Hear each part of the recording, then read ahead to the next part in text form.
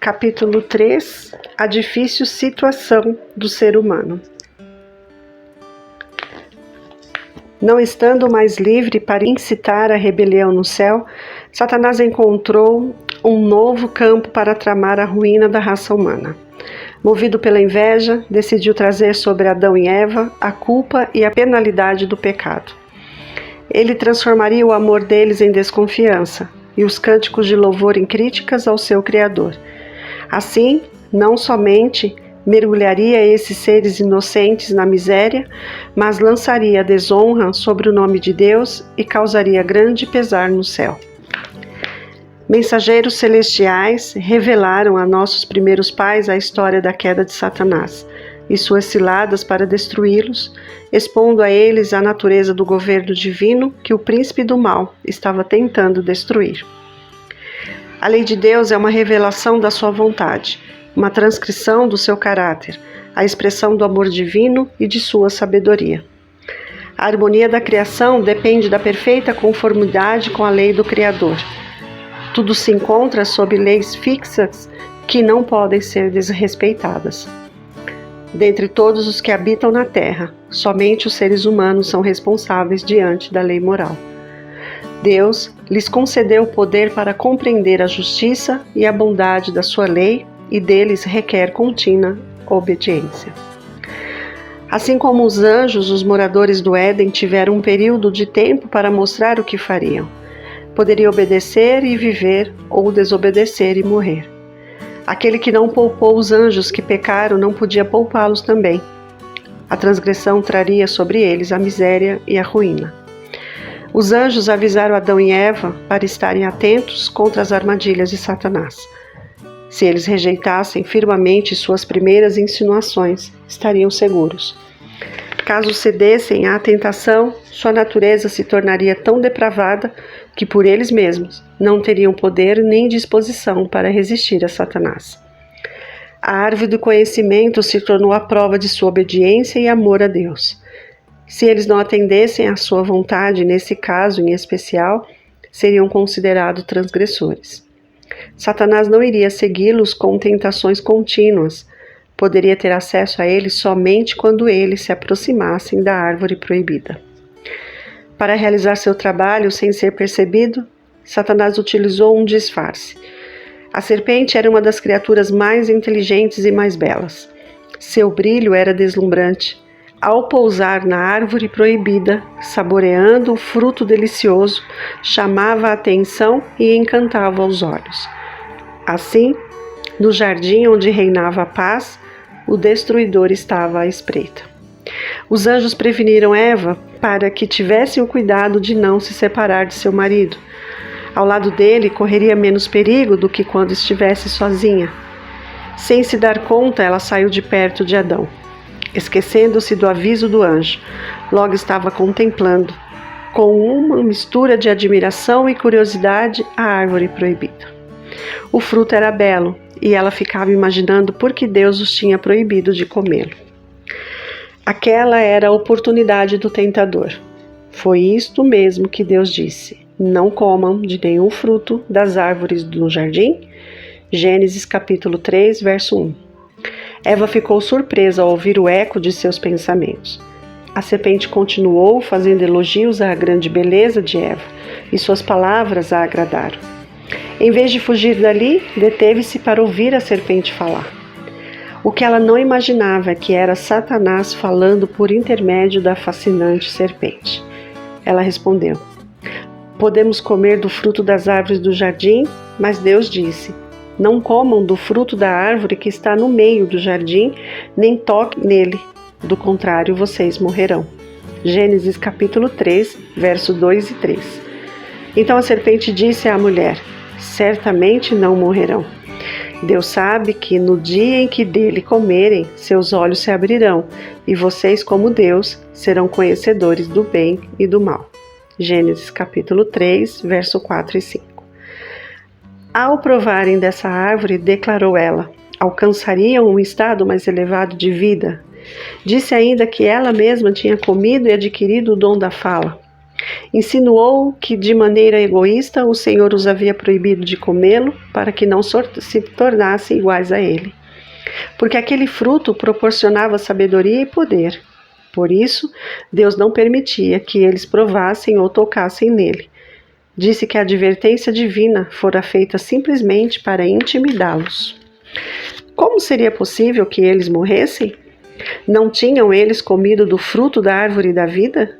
Deus estava tentando impedir que atingissem um grau de desenvolvimento mais nobre e alcançassem maior felicidade. Essa tem sido a obra de Satanás desde os dias de Adão até o presente. Ele tenta as pessoas a desconfiar do amor de Deus e a duvidar de sua sabedoria. Em seus esforços para investigar o que Deus lhes negou, multidões desprezam as verdades que são essenciais para a salvação. Satanás tenta as pessoas a desobedecer, a acreditar que estão entrando em um campo maravilhoso do conhecimento. Tudo isso é um engano. Elas estão começando a descer por um caminho que conduz à degradação e à morte. A sutileza do apelo de Satanás. Satanás disse ao santo casal que eles só teriam a ganhar se quebrassem a lei de Deus. Hoje, muitos afirmam ter mais liberdade do que aqueles que obedecem aos mandamentos de Deus, e estes têm uma visão estreita da vida. O que é isso senão um eco da voz do Éden? Deus sabe que no dia em que dele comerem, transgredirem a ordem divina, seus olhos se abrirão, e vocês, como Deus, serão conhecedores do bem e do mal. Gênesis capítulo 3, verso 5. Satanás não deixou transparecer que ele tinha sido expulso do céu. Ele ocultou a própria angústia para arrastar outros à mesma posição. Assim, hoje os transgressores procuram disfarçar o seu verdadeiro caráter. Entretanto, estão do lado de Satanás, pisando a lei de Deus e levando outros à ruína eterna. Eva duvidou das palavras de Deus e foi isso que a levou à queda. No juízo, as pessoas não serão condenadas porque creram conscientemente em uma mentira, mas porque não acreditaram na verdade. Devemos firmar o nosso coração no conhecimento da verdade. Podemos estar certos de que qualquer coisa que venha contradizer a palavra de Deus procede de Satanás. A serpente apanhou o fruto da árvore proibida e o colocou nas mãos de Eva, ainda relutante. Fez com que ela recordasse das próprias palavras ao afirmar que Deus os havia proibido de tocá-lo, senão morreriam. Vendo que nada de mal acontecia, Eva tomou coragem. Então, quando viu que a árvore parecia agradável ao paladar, era atraente aos olhos, e além disso, desejável para dela se obter discernimento, tomou do seu fruto, comeu. Gênesis capítulo 3, verso 6. Enquanto comia, sentia como se estivesse entrando em uma esfera mais elevada da existência. Depois de ter ela mesma transgredido a ordem divina, Eva se tornou o agente de Satanás para causar a ruína de seu marido. Em um estado de estranho entusiasmo, fora do normal, com as mãos cheias do fruto proibido, ela saiu à sua procura e o encontrou. Adão parecia surpreso e ao mesmo tempo horrorizado. Diante das palavras de Eva, ele respondeu que aquilo poderia ser uma cilada do inimigo contra quem tinha sido advertidos. Conforme Deus tinha dito, ela deveria morrer. Em resposta, Eva insistia com ele: coma, repetindo as palavras da serpente de que certamente não morreria. Ela não via evidência alguma do desagrado de Deus, porém sentia uma deliciosa e estimulante influência vibrando por todo o seu corpo com uma nova vida.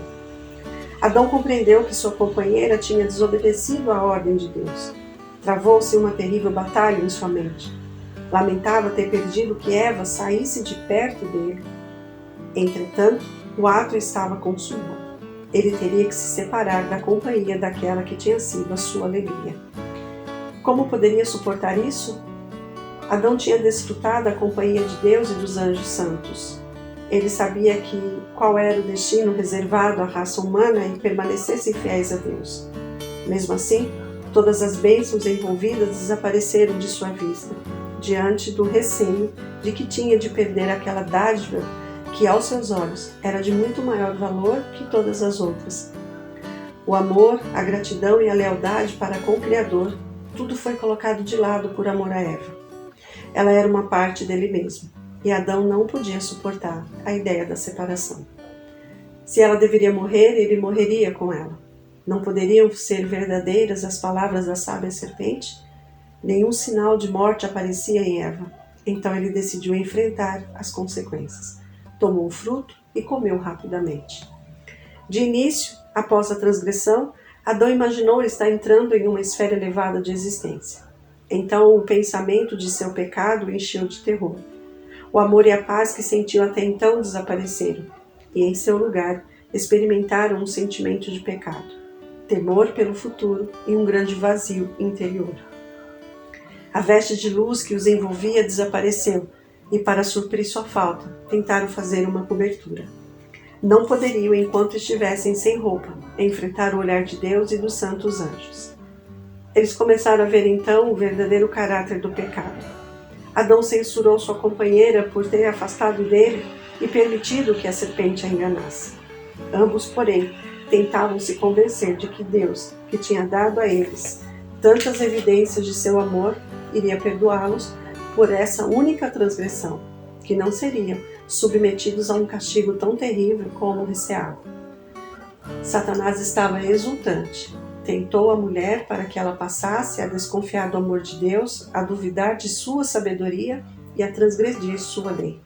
Finalmente, por meio dela, a ocasionou a derrota de Adão. Triste mudança. O grande legislador deveria comunicar a Adão e Eva as consequências de sua transgressão. Quando Adão e Eva eram inocentes e santos, eles ficavam felizes com a aproximação do seu Criador. Naquele momento, porém, fugiram aterrorizados. Mas o Senhor Deus chamou o homem e perguntou: "Onde está você?" E ele respondeu: "Ouvi teus passos do jardim e fiquei com medo, porque estava nu. Por isso me escondi." E Deus perguntou: "Quem lhe disse que você estava nu? Você comeu do fruto da árvore da qual lhe proibi comer?" Gênesis capítulo 3, versos de 9 a 11. Adão colocou a culpa em sua esposa, lançando assim a culpa no próprio Deus. "Foi a mulher que me deste por companheira, que me deu o fruto da árvore e eu comi." Gênesis capítulo 3, verso 12. Por amor a Eva, ele propositalmente preferiu perder a aprovação de Deus e uma vida de eterna alegria. Ali então procurou tornar sua companheira e até mesmo o próprio Criador responsáveis por sua transgressão. Enquanto ele perguntou à mulher: "Que foi que você fez?" Ela respondeu: "A serpente me enganou e eu comi." Gênesis capítulo 3, verso 13. "Por que criaste a serpente? Por que permitiste que ela entrasse no Éden?" Essas eram perguntas que estavam envolvidas em sua primeira desculpa. O espírito de justificação própria foi alimentado por nossos primeiros pais tão logo se entregaram à influência de Satanás, e ele tem se manifestado em todos os filhos e filhas de Adão. O Senhor pronunciou então a sentença sobre a serpente: "Uma vez que você fez isso, maldita é você entre todos os rebanhos domésticos e entre todos os animais selvagens. Sobre o seu ventre você rastejará, e pó comerá todos os dias da sua vida." Gênesis capítulo 3, verso 14. Da mais bela das criaturas do campo, ela se tornou a mais rasteira e a mais detestada de todas elas, temida tanto pelos homens como pelos animais. As palavras dirigidas à serpente a seguir foram aplicadas ao próprio Satanás como indicação de sua derrota e destruição final. "Porém, inimizade entre você e a mulher, entre a sua descendência e Deus e o descendente dela. Este lhe ferirá a cabeça, e você lhe ferirá o calcanhar." Gênesis capítulo 3, verso 15. Eva foi informada a respeito da tristeza e dor que deveria sofrer. "Multiplicarei grandemente o seu sofrimento na gravidez, com sofrimento você dará à luz filhos. Seu desejo será para o seu marido, e ele a dominará." Gênesis capítulo 3, verso 16. Deus a tinha criado igual a Adão. Infelizmente, o pecado trouxe discórdia, e a partir de então, A união e a harmonia entre eles seriam mantidas e preservadas somente pela submissão da parte de um ou de outro. Eva tinha sido a primeira a transgredir a ordem de Deus. Foi por sua insistência que Adão pecou. Assim, a partir desse momento, foi colocada em sujeição ao seu marido. Dessa forma, o abuso da supremacia que foi dada ao homem tem muitas vezes trazido à mulher bastante amargura e transformado sua vida em um fardo. Eva tinha sido muito feliz ao lado do esposo. Entretanto, ela se encheu de esperança com a possibilidade de entrar em uma esfera mais elevada, que aquela que Deus lhe havia designado. Ao tentar elevar sua posição original, caiu muito mais abaixo do lugar onde estava.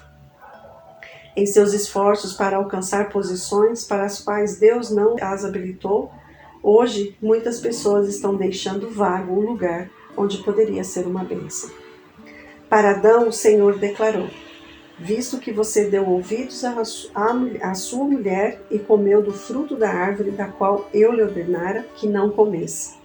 Maldita é a terra por sua causa. Com sofrimento você se alimentará dela todos os dias da sua vida. Ela lhe dará espinhos e ervas daninhas, e você terá que alimentar-se das plantas do campo. Com o suor do seu rosto você comerá o seu pão, até que volte à terra, visto que dela foi tirado, porque você é pó, e ao pó voltará. Gênesis capítulo 3, versos 17 a 19. Deus tinha concedido livremente a Adão e Eva o que era bom e retido o mal. Mesmo assim, eles comeram da árvore proibida. Por isso, a partir de então, teria conhecimento do mal todos os dias de sua vida. Em vez de uma vida de trabalho feliz, teriam que enfrentar uma vida de ansiedade e trabalho árduo. Estariam sujeitos a decepções, pesares, dor e, finalmente, à morte. Deus fez o primeiro casal para governar sobre a terra e sobre todos os seres viventes. Quando eles se rebelaram contra a lei divina, as criaturas inferiores se rebelaram contra o seu domínio. Então o Senhor, em sua grande misericórdia, mostraria ao povo a santidade de sua lei e os levaria a ver o perigo que corriam se colocassem de lado que fosse um plano de restauração. A vida de muitas lutas e cuidados que dali em diante caberia à humanidade foi uma ordem dada com amor, uma forma de disciplina que tornou necessária por causa do pecado, para impor o limite à satisfação do apetite e às paixões e desenvolver hábitos de domínio próprio. Fazia parte do grande plano de Deus para a restauração do homem. A advertência dada aos nossos primeiros pais: não comam da árvore que está no meio do jardim. Não toquem nele, do contrário vocês morrerão. Gênesis capítulo 2, verso 17. Não significava que deveriam morrer exatamente no dia que comessem do fruto proibido. Naquele dia, porém, a sentença irrevogável seria pronunciada. Naquele mesmo dia estariam condenados à morte. Para que pudesse possuir uma existência sem fim, o homem deveria continuar a comer da árvore da vida. Não tendo mais esse direito, sua vitalidade iria diminuir gradualmente até que a vida se acabasse. Era plano de Satanás que Adão e Eva comessem da árvore da vida e assim perpetuassem uma existência de pecado e de sofrimento. Santos anjos foram comissionados para guardar a árvore da vida. Ao redor desses anjos flamejavam raios de luz semelhantes às espadas resplandecentes. A ninguém da família de Adão foi permitido ultrapassar aquela barreira. Por isso é que não há pecados imortais. Seria Deus severo demais? Muitas pessoas consideram a onda de desgraças desencadeadas pela transgressão de nossos primeiros pais como sendo uma consequência terrível demais para um pecado tão pequeno. Se analisassem mais profundamente essa questão, poderia reconhecer o seu erro. Por sua grande misericórdia, a prova que Deus designou Adão não era severa. A própria leveza da proibição foi o que tornou o pecado excessivamente grande. Se tivesse sido designada alguma grande prova a Adão, então aquele cujo coração se inclina para o mal se desculpariam dizendo: essa é uma questão trivial e Deus não é exigente a respeito de coisas pequenas. Muitos que ensinam que a lei de Deus não tem mais validade para nós argumentam que é impossível obedecer aos seus preceitos. Se isso fosse verdade, por que Adão sofreu a pena máxima por tê-la transgredido? O pecado de nossos primeiros pais trouxe a culpa e a tristeza sobre o mundo, e se não fosse pela misericórdia de Deus, teria mergulhado a raça humana em terrível desespero. Que ninguém se engane, o salário do pecado é a morte. Romanos capítulo 6, verso 23. Depois que pecaram, Adão e Eva suplicaram para permanecer no lar de sua inocência e alegria. Prometeram que no futuro prestariam total obediência a Deus. Foi dito a eles que a sua natureza tinha se tornado depravada por causa do pecado.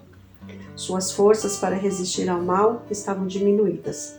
A partir de então, por estarem totalmente conscientes de sua culpa, teriam menos poder para manter a sua integridade.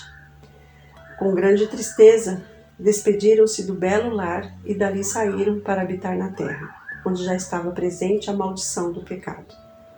A atmosfera estava sujeita a grandes mudanças e o Senhor, misericordiosamente, proveu roupas de peles para eles, como uma forma de proteção contra o frio.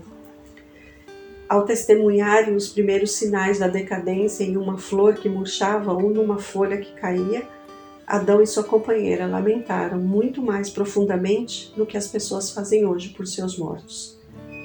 Quando as lindas árvores deixaram cair suas folhas, a cena lhes trouxe à mente o fato cruel de que a morte havia se tornado o fim de todos os viventes. O Jardim do Éden permaneceu na terra por muito tempo depois que seus moradores foram banidos de seus agradáveis caminhos. Somente quando a maldade dos descendentes de Adão e Eva determinou a destruição pelas águas do dilúvio, a mão que plantou o Jardim do Éden o retirou da terra. Quando Deus, no fim, restaurar todas as coisas, quando forem criados novos céus e nova terra, o Jardim do Éden será restabelecido, mais gloriosamente adornado que no princípio.